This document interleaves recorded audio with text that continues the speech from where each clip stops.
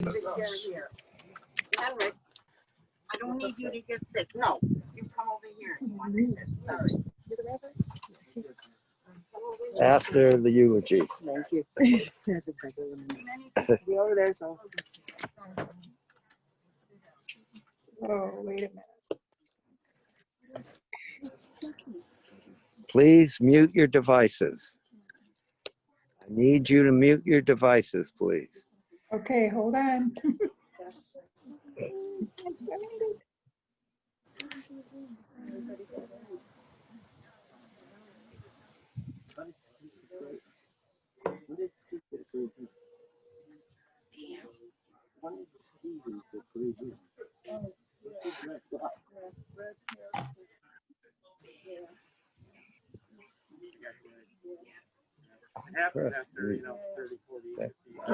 Everyone, I think that kills you. You can press He participants. has hair. That right there, that's a good. Okay. Participants. Right there.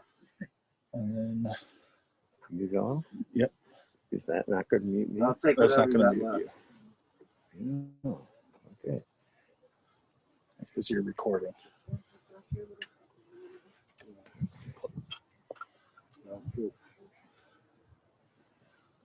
Turn the mic on. Is it recorded? Recorded.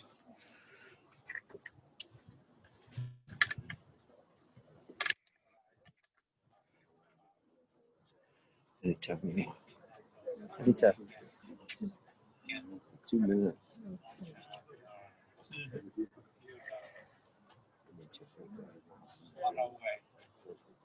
Hey, folks, I think you need to mute yourselves, okay?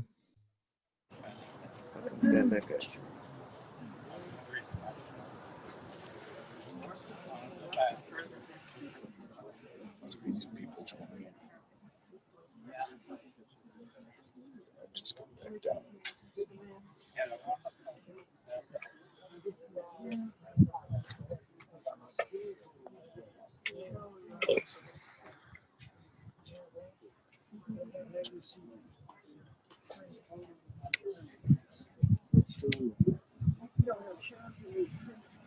Oh, I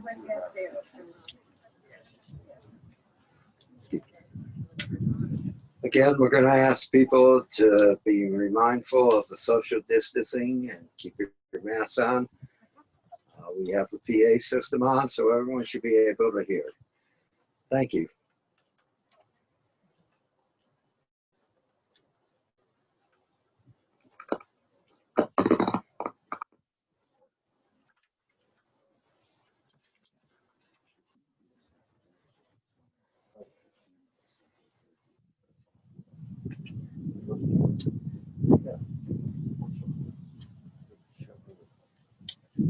Get to the rolling Kathy.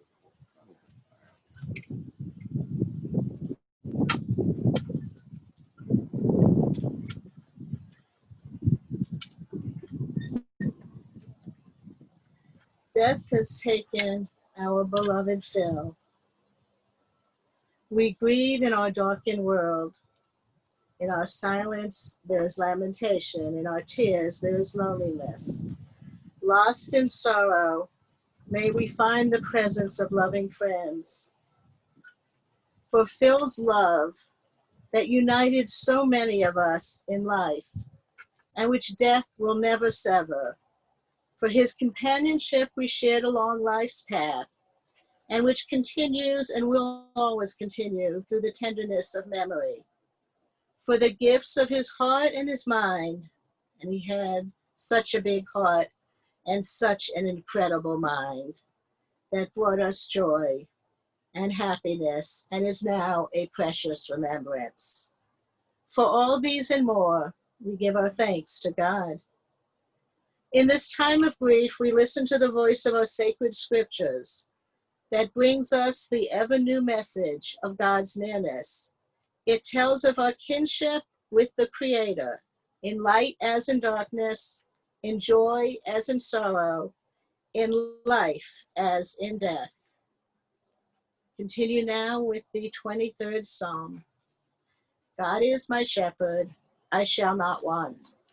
God makes me lie down in green pastures and leads me beside still waters, restores my soul. You lead me in right paths for the sake of your name. Even when I walk in the valley of the shadow of death, I shall fear no evil, for you are with me. Your rod and your staff, they comfort me. You have set a table before me in the presence of my enemies. You have anointed my head with oil. My cup overflows. Surely goodness and mercy shall follow me all the days of my life, and I shall dwell in the house of God forever. Psalm 121. Esa and I lift my eyes to the mountains. What is the source of our help? Our help comes from Adonai, maker of heaven and earth. God will not let your foot give way. Your protector will not slumber. The protector of Israel neither slumbers nor sleeps. For God is your guardian and your protection at your right hand. The sun will not strike you by day, nor the moon by night. God will guard you from all harm. God will guard your soul, your going and coming, now and forever. In his sorrow, Job cried out, Adonai natan v'Adonai lachak, Yehi Shem Adonai mevarach. God has given, God has taken away. Blessed be the name of God. An ancient people, we are well acquainted with grief and with the valley of shadows. Death and sorrow are not strangers to us. Yet the centuries have taught us that a good name endures beyond the grave, and that there is strength in faith. With Job we say, Adonai natan, God you have given. You gave us Phil Blumenthal, a loved one who will never be forgotten. For all that was good and enduring in his life, we offer the deepest thanks of our hearts. Adonai lachak, God you have taken away. And we pray now for the strength to turn our broken hearts into an altar of trust, before which we acknowledge your sovereignty and love. As we say, Yehi Shem Adonai mevarach, blessed be the name of God, now and forever.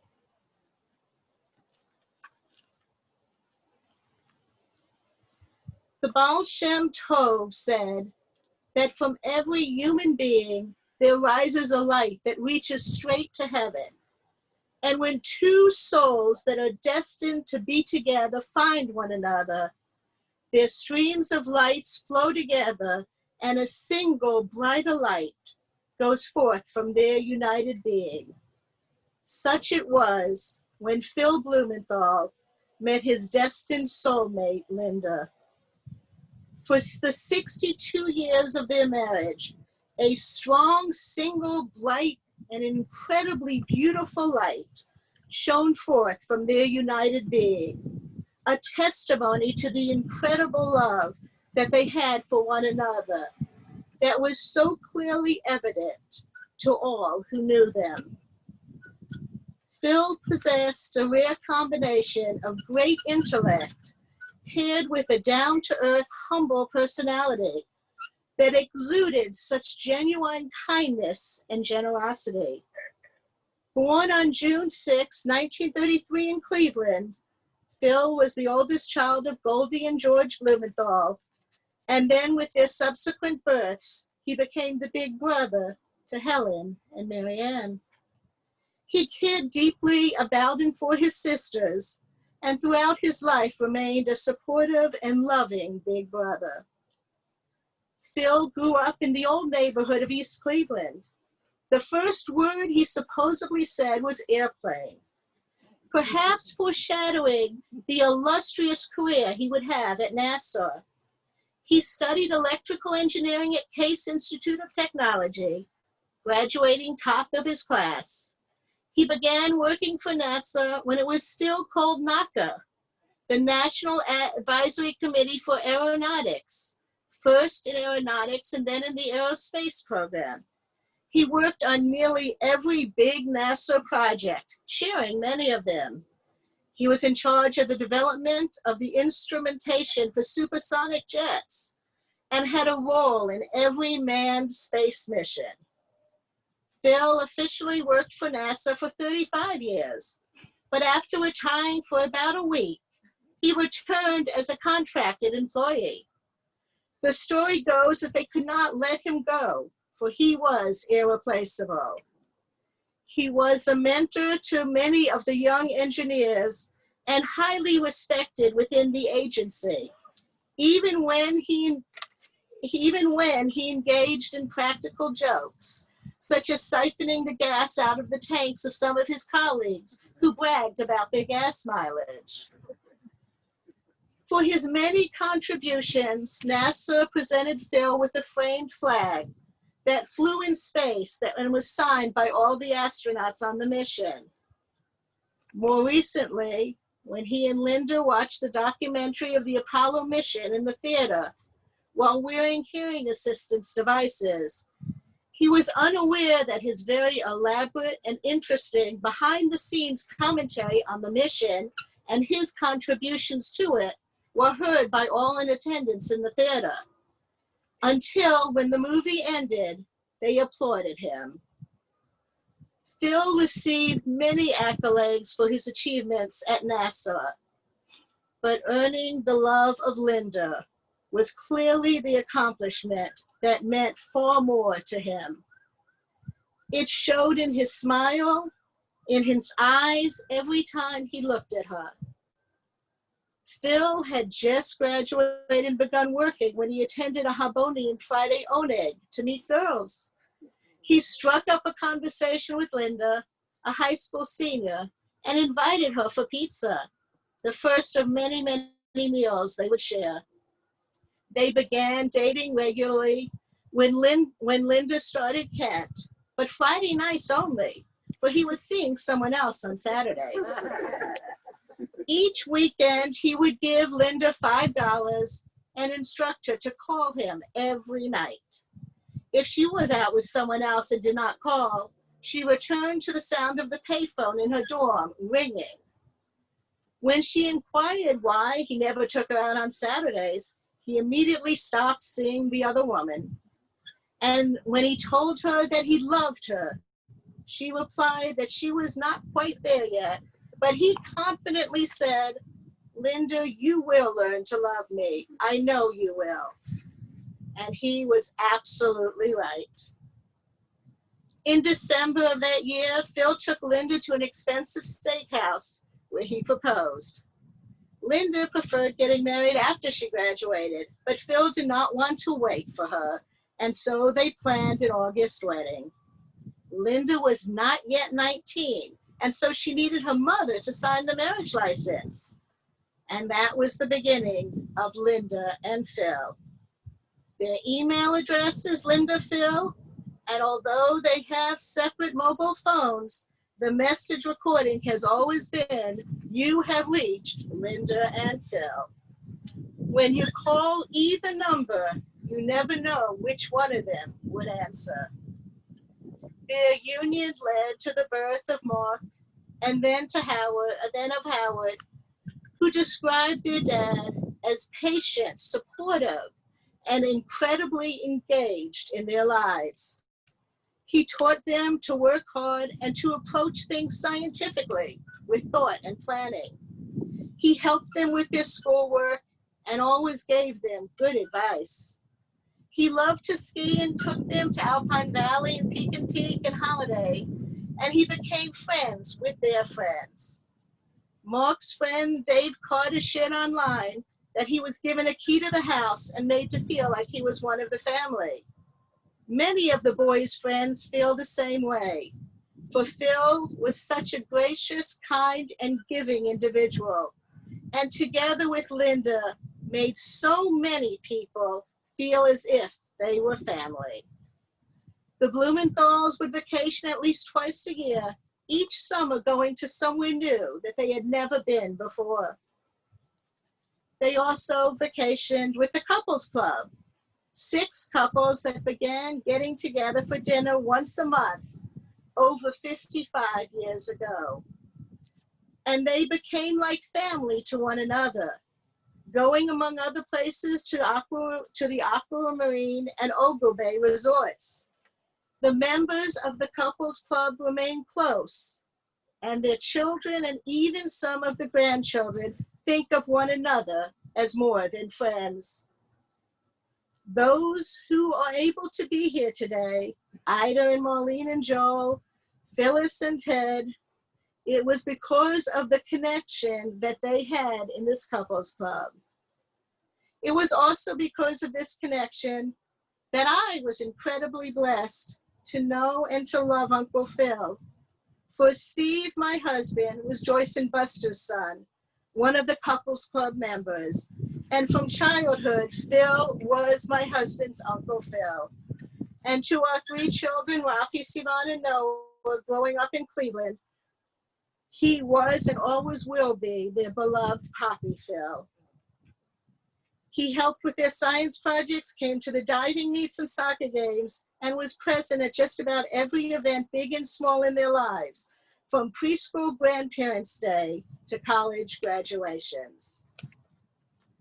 Uncle Phil was also the cherished uncle to so many nieces and nephews and great nieces and great nephews. Helen and Irv's children, Steve and his wife Siggy, and their girls Sammy and Hannah. Michael and his wife Amy's children, Abby and Josh. Cheryl and her husband Rob's daughter Lenora. And Melissa and her husband Rich's boys, Jamie, Casey, Nico, and Reese. Both Cheryl and Melissa chose their Uncle Phil to walk them down the aisle at their wedding. And there was also Marianne and her husband Don's children, Lisa and husband Evan, Emily, and Warren. On Linda's side, there were so many aunts and uncles who loved Phil dearly, and many cousins as well. Phil was especially close to the cousins who were here in Cleveland, Maury's children, Larry and wife Barbara, Alan and wife Shelley, and Bernie. And then there were also the Texas cousins, Arlene and Barbara, Carol and Debbie, and husband Gerald. They were the only ones who figured out how to outmaneuver Phil's incredible generosity. For Phil's giving nature always led him to try to pay the bill, and he always succeeded when you went to dinner with him. If he did not beat you to the restaurant and set it up upon arrival, he somehow sneaked off and made arrangements that the bill would only be given to him.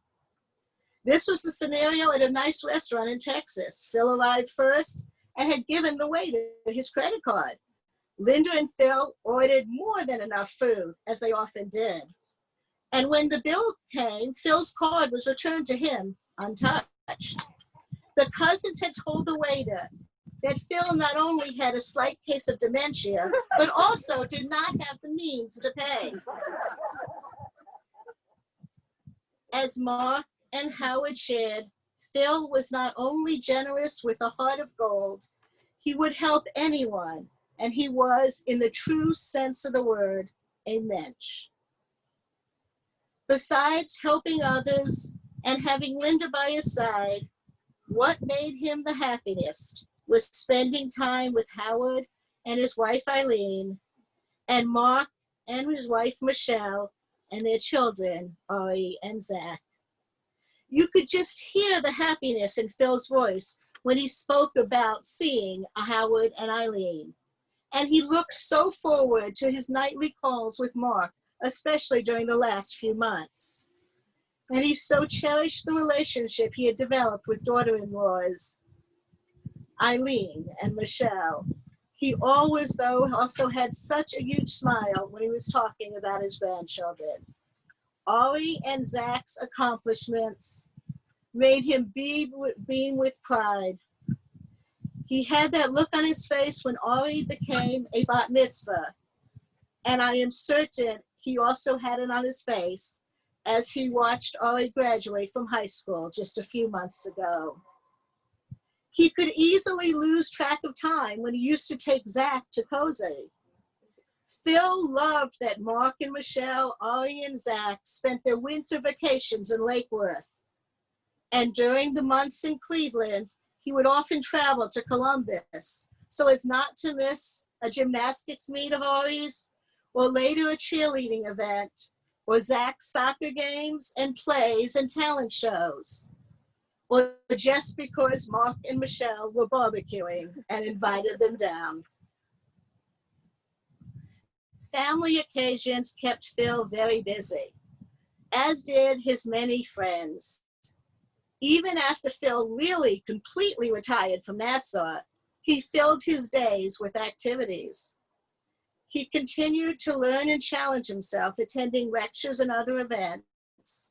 He tried out for and got a part as an extra in the movie Adventures filmed here in Cleveland.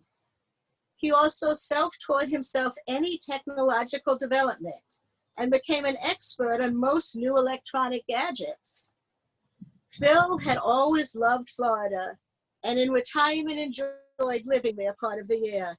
He became particularly close with Ken Axe, a partner in discussing and trying out new gadgets. For as long as he could, Phil did everything he could to make things easier and to help Linda. His love for her was evident daily in all the little ways he took care of her, from warming up the car on cold winter days to running any errand she asked of him. In my opinion, one of the reasons that he grasped at every procedure that could possibly help and heal him was that because he so very much wanted to spare Linda the pain of bearing and living without him.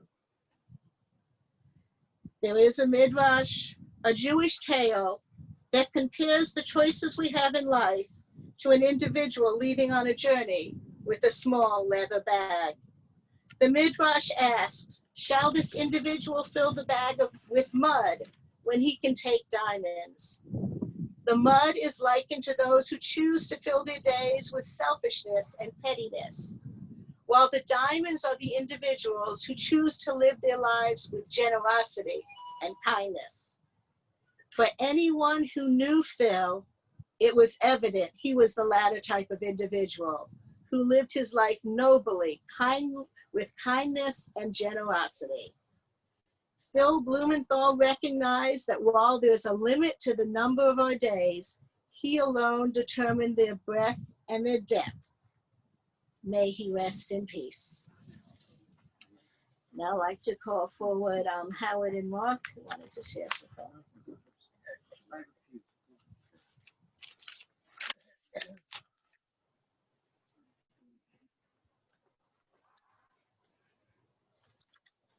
Just have a few thoughts on my father.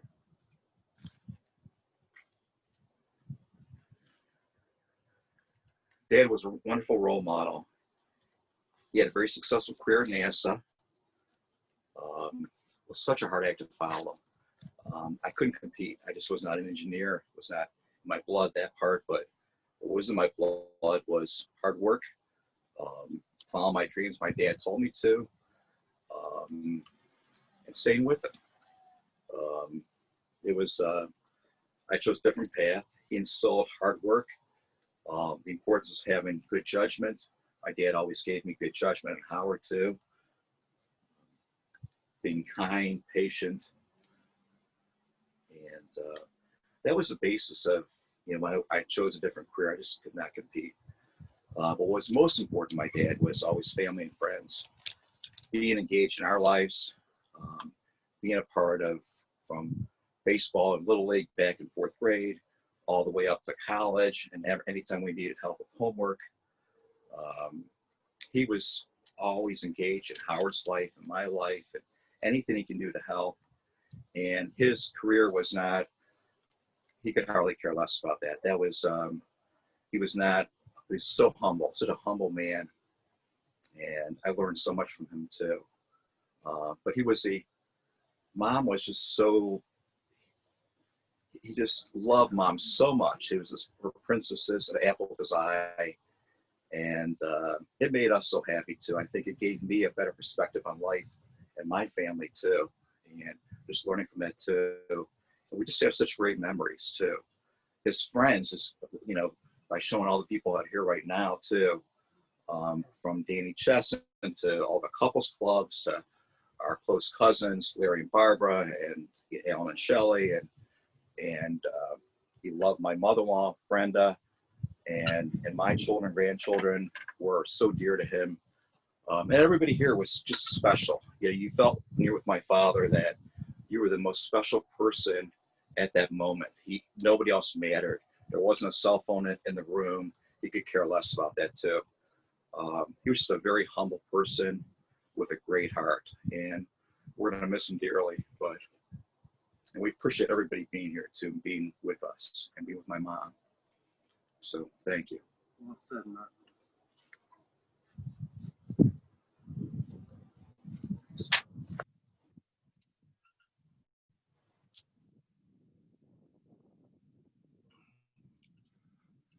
I wish it's been a long time seeing a lot of you, and I wish it was under different circumstances. I've been bestowed the honor to share a few words from Mom and Dad's cousins on Mom's side. It's Arlene, Barbara, and Carol and Debbie. Now to Dad, there wasn't Mom's side or Dad's side. There was only the side. It was his cousins. But they wanted to share some of their thoughts. So I'm going to start with that, and then myself and Eileen had a few thoughts to say too. Dear cousins, Linda, Mark, and Howard, wishing we could stand beside you all in this moment of profound loss. We write to add our collective and individual memories to yours. Nothing can match the treasure of recollected moments spent in the embrace of our shared family's loving generosity and care. Our yearly trek from the Texas Panhandle to Cleveland cemented lasting bonds grounded and linked us to a diverse Jewish heritage, opened our eyes to arts and cultures we have never had formatively experienced. Those summer visits in our younger years, and later too, brief gatherings, have had a lasting and profound impact on each of our lives. For most of those years, Cousin Phil was there. We knew him first as Linda's boyfriend and teased him with our made-up song. We would stand at the picture window on Cedar Road, I remember that picture window, and sing, I know a girl named Linda who loved a boy named Phil. They kissed and danced and talked all night. Together, together, together. It was the together part that struck as they became unitary in our thoughts. Linda and Phil, Phil and Linda, an inseparable and singular identity. That union was its own math problem that Phil himself would have loved. How does 1 + 1 = 1? Its proof lies in the invisible respect each accorded the other, each acting as guardian of the other's right to be themselves while at the same time together. We were offered a look at a near perfect marriage, which is absolutely true, but the gifts kept coming. This is coming from Carol. Carol says, working as a camp counselor, I spent the summer of 1969 in Cleveland and lived with the Blumenthal family. During that time, we shared a memorable event, the Apollo 11 moon landing. It was gripping human history, but watching it unfold on TV with Phil right there was like having Walter Cronkite right with you. Phil provoked excellent play-by-play commentary and made an exciting experience more personal, incredible, and memorable. He was our resident family science guide. Much of what he understood was beyond my comprehension, but he was so humble about his intellect and vast knowledge that I never felt like I couldn't ask the big questions. Debbie says, knowing that Phil was working at NASA was such a great source of pride for all of us growing up in the early years of the space program.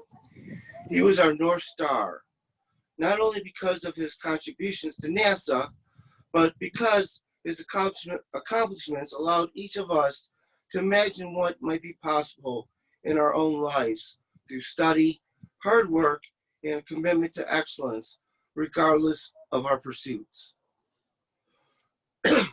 Barbara was sharing this. Much later in life, when Arlene's grandchildren were putting together Lego rocket ships and planes, Phil would give them all of his attention and time. He made those little boys feel so confident and special, spending hours with them constructing planes and telling stories. Arlene said, "When I told Phil I was running a summer program for disadvantaged kids funded by NASA, he spent days packing up old papers and mementos of his work and sending them on to share with the children."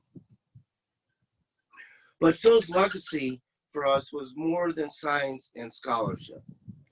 Phil shared his kindness, his sweetness, his love of life.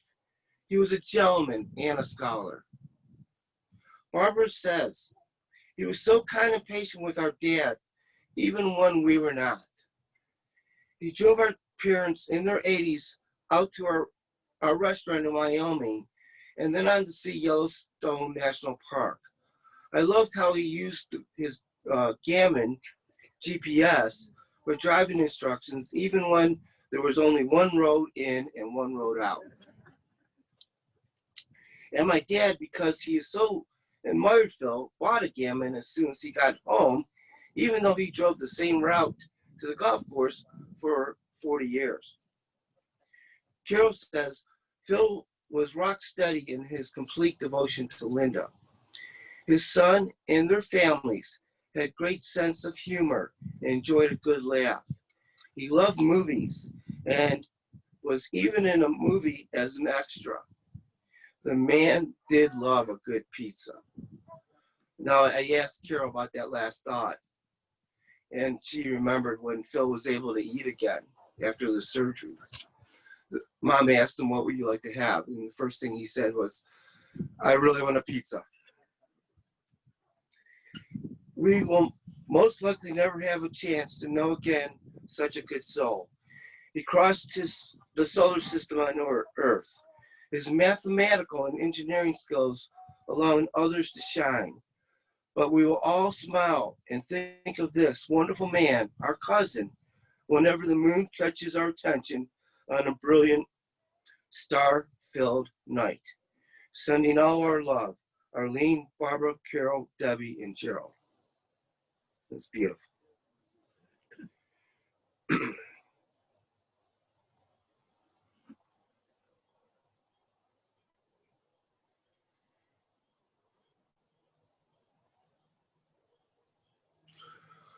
So,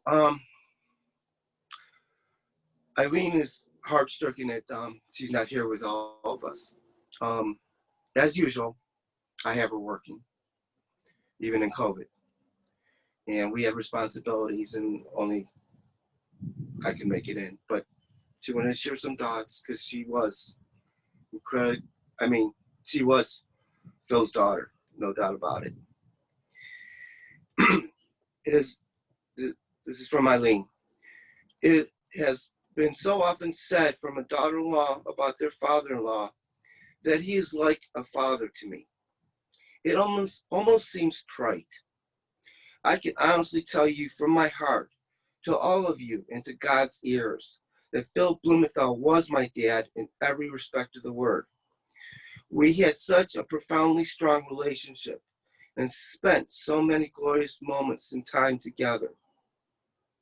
I am especially grateful that Hal, myself, and our mutt, Lakota, were able to drive down to Florida in March to spend a glorious week with Mom and Dad. I would like to quote from the Elton John song, Rocket Man.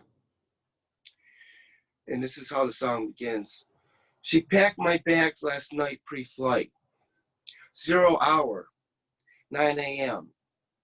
I'm going to be high as a kite by then. I miss the earth so much. I miss my wife. It's lonely out in space in such a timeless flight.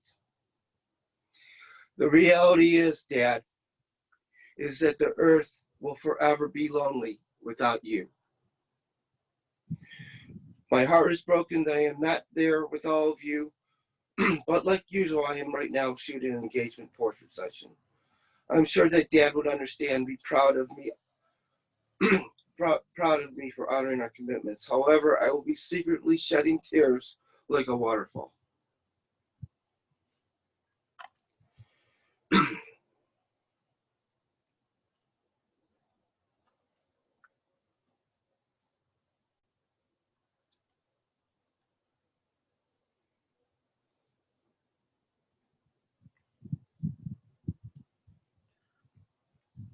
I'm sorry, just a moment.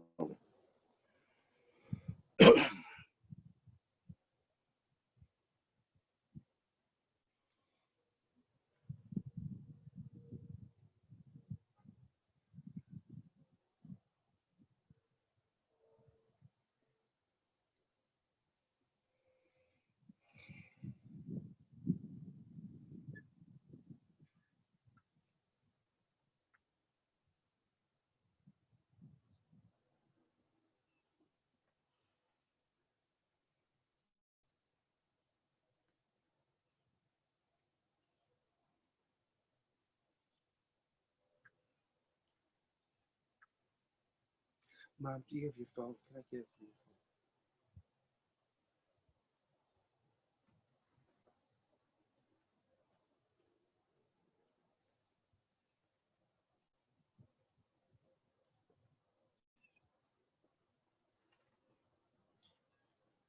Mom.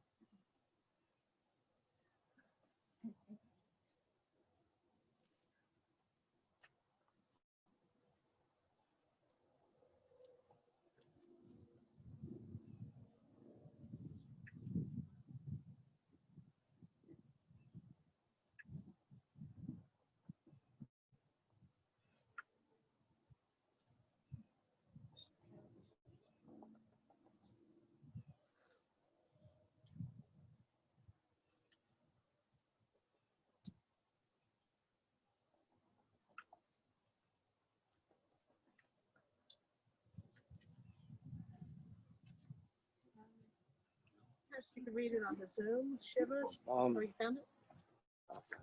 Just give me a second.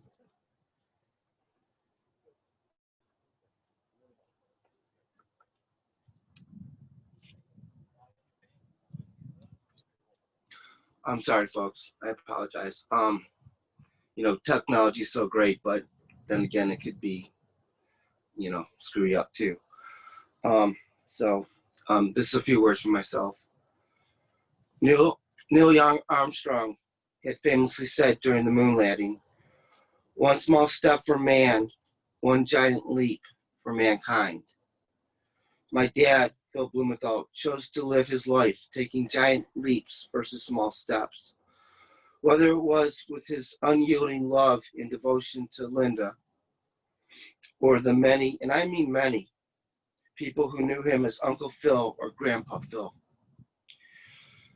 Dad had a unique and almost magical way of making kindness look effortless, making giving seem like receiving, and showing humility and humanity like, well, how could someone want to do anything any way differently than that? I know my father is here with us in spirit because he would never leave my mother alone and never will. They will and will always be the great partners in crime of touching others' lives. You are my hero, Dad. You have earned your wings and now can fly. I will miss you every day, but will also cherish everyone I shared with you. Thank you.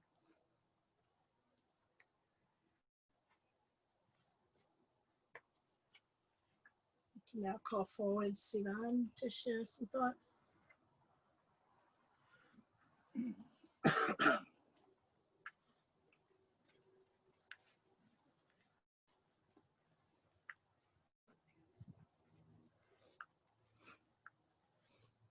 Poppy and Nanny were like second parents to my dad. So when Rafi was born, Dad brought him to Poppy and Nanny, saying they were his grandparents. And every day since, they have been the greatest grandparents to us. They've truly been one of the greatest gifts in our lives. And I'm so grateful that he has. When we moved to Cleveland, Poppy would bring home these blow-up space shuttles to play and teach us about his work. As we got older, he would help us with our science projects, take us to dinner, drive us to all our activities, and show up to every important milestone in our lives. Poppy, you were beyond brilliant, had the kindest soul, and an incredibly loving grandparent. Thank you for showing me what an amazing marriage and love story looks like. The way you loved Nanny was amazing to grow up watching. Rafi had wanted Poppy to stand in place of our dad for his wedding to Helena next year. I had asked Poppy a few years ago to walk me down the aisle someday because he was one of the most important people in my life and made me feel so very loved. I know he will be with us always, and we will carry the lessons he taught us throughout our lives. You gave us so much love, which we will take with us always. We love you, Poppy.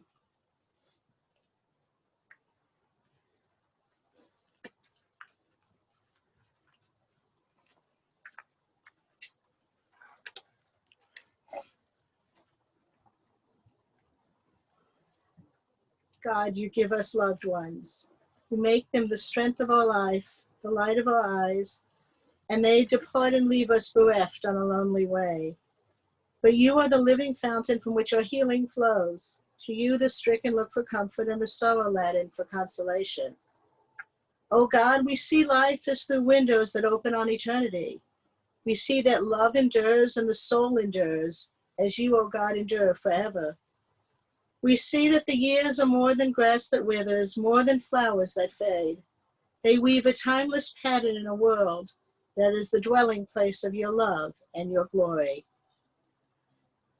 Though we will continue now with the El Malay Rachamim prayer. If you wish to stand and are able, please rise for the prayer.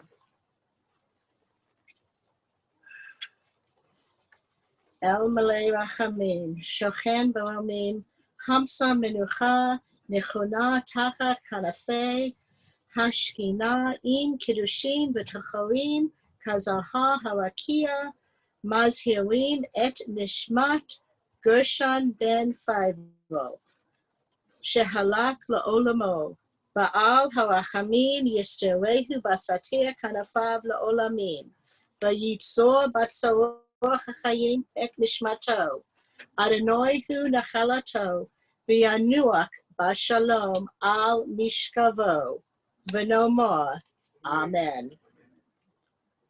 Compassionate God, eternal Spirit of the universe, grant perfect rest in your sheltering presence to Philip Blumenthal, who has entered eternity. O God of mercy, let him find refuge in your eternal presence, and let his soul be bound up in the bond of everlasting life. God is his inheritance. May he rest in peace, and let us say, Amen. We praise you, O God, judge of truth, for eternal is your might and all life is your gift. Great is your power to save. With love you sustain the living, and with great compassion give life to all. You send help to the falling and healing to the sick, bring freedom to the captive, and keep faith with those who sleep in the dust. We praise you, O God, who implants eternal life within us. You may be seated as they lower the casket.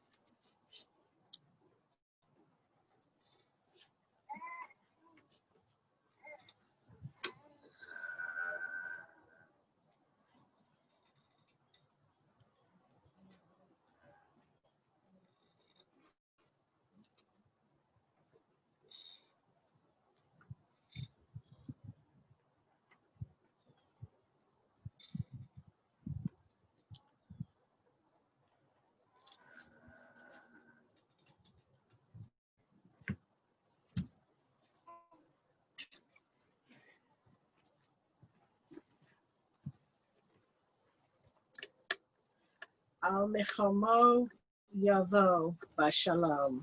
May Phil come to his eternal home in peace. Early or late, all must answer the summons to return to the source of being, for we lose hold on life when our time has come. As the leaf falls from the bough when its day is done, the deeds of the righteous enrich us all. As the fallen leaf enriches the soil beneath, the dust returns to the earth, the spirit lives on with God. Like the stars by day, our beloved dead are not seen by mortal eyes. They shine on forever, for theirs is eternal peace. Let us be thankful for their companionship that will continue in a love stronger than death. Sanctifying the name of God, we honor Phil's memory as we rise to recite the mourner's Kaddish.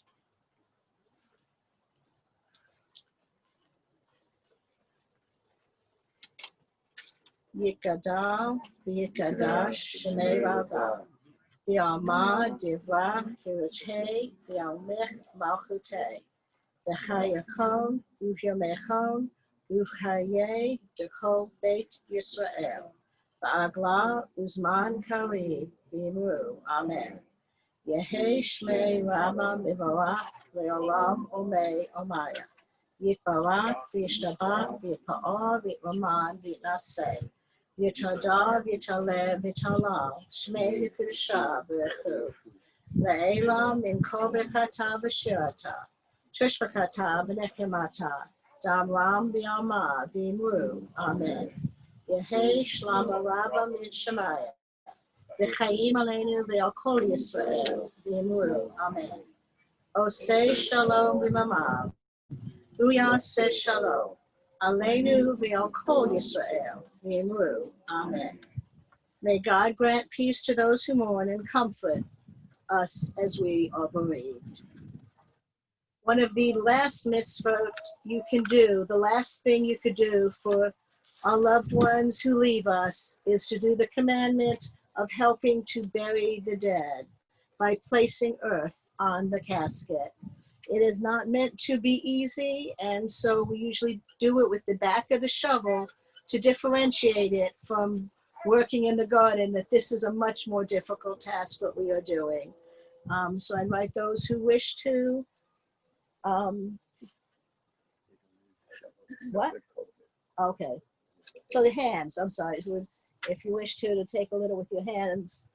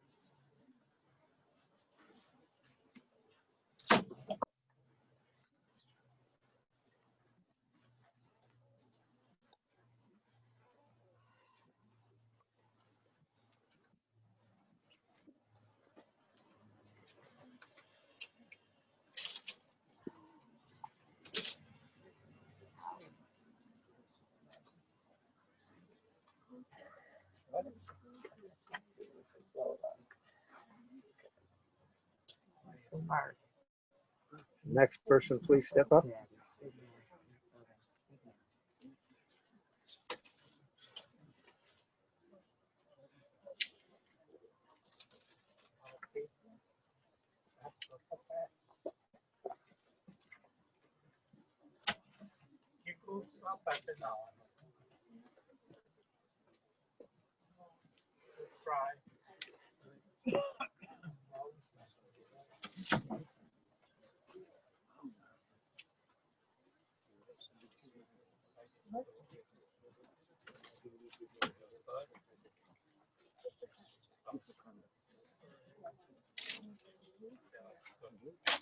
Those who wish to place it, if you'll step forward, please.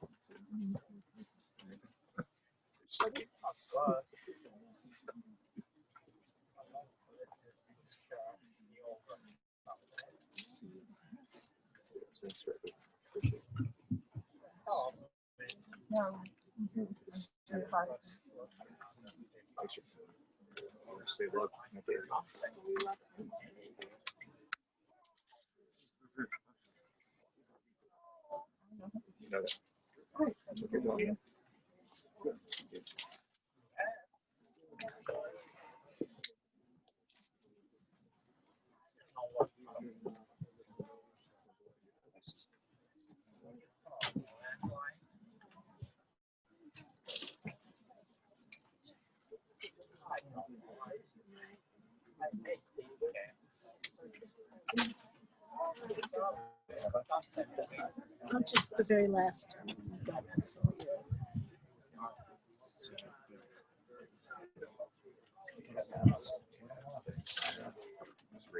Love you. Appreciate everything. Back to you.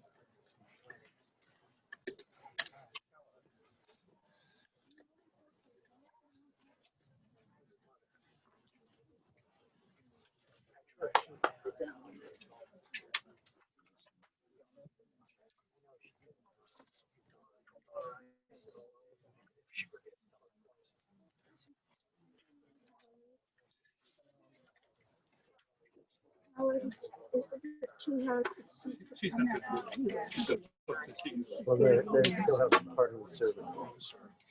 We just conclude, if you could repeat after me. Let all who are gathered speak these words to the mourners. May God console you May God console you with all who mourn with all who mourn in Zion and Jerusalem. in Zion and Jerusalem. That does conclude the service. The family will be having a shiva over Zoom tomorrow night, Saturday evening at 7 p.m. The link, if it's not up yet on the Berkowitz site, it will be up very shortly before tomorrow evening, and you can get the link to join the Zoom shiva and help bring comfort to Mark and Howard and Linda, and to share some more stories and recollections of Phil. I think it's on the Jewish news site. It's on the Jewish news site as well. And the good news. Oh, this, where is it? Alfredo's in Okay. the house. For those who wish, the family will be gathering outside following the service at the patio of Alfredo's. It's on Beta Drive near off Wilson Mills. On Beta Drive off of Wilson Mills. It's in the Holiday The Holiday Inn. Thank you. This concludes our Zoom. Thank you for participating. Inn.